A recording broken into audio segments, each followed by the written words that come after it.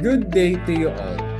This is your host, Alci Saulog, reporting from the GED 2129 News Desk. Our news for today focuses on the continued rise and dominance of the political dynasties in the Philippines, an issue that once again gained attention amid discussion on proposed anti-political dynasty legislation. Political dynasties is defined as families where multiple members hold elected government positions simultaneously or successively that remained in the Philippine politics. Despite the 1987 Constitution stating that political dynasties should be prohibited, no enabling law has been passed to clearly define them.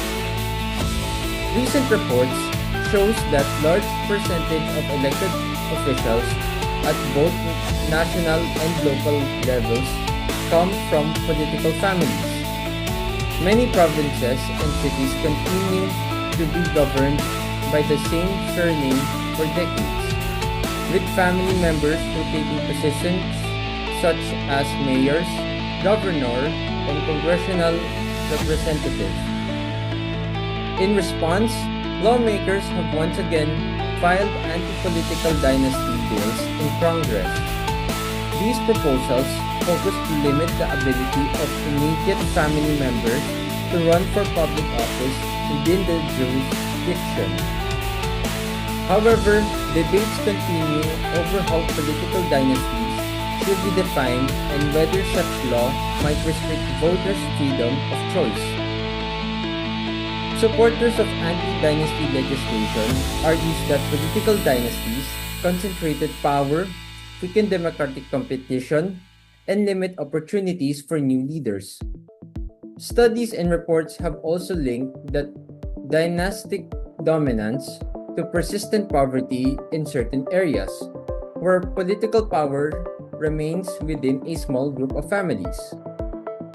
On the other hand, some politicians argues that voters ultimately decide who gets elected and that banning family members from running could be unconstitutional or unfair. As Congress continues to revisit anti-political dynasty proposal, the issue remains unresolved. Whether lawmakers will finally pass a law addressing dynastic rule remains uncertain. But the renewed attention signals growing public concern over political representation and accountability. This issue continues to raise important questions about democracy, governance, and equal access to public service in the Philippines. After reporting this issue, I chose political dynasty because it directly affects how democracy functions in our country.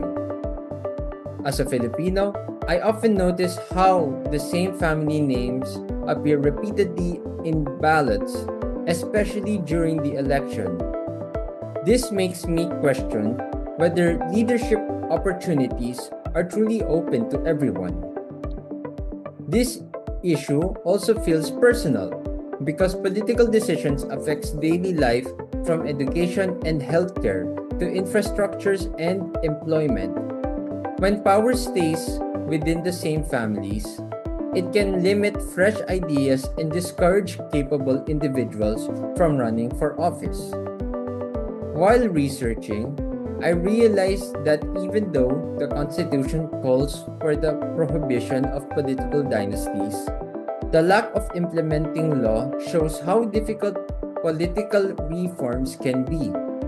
It made me understand that law are not enough.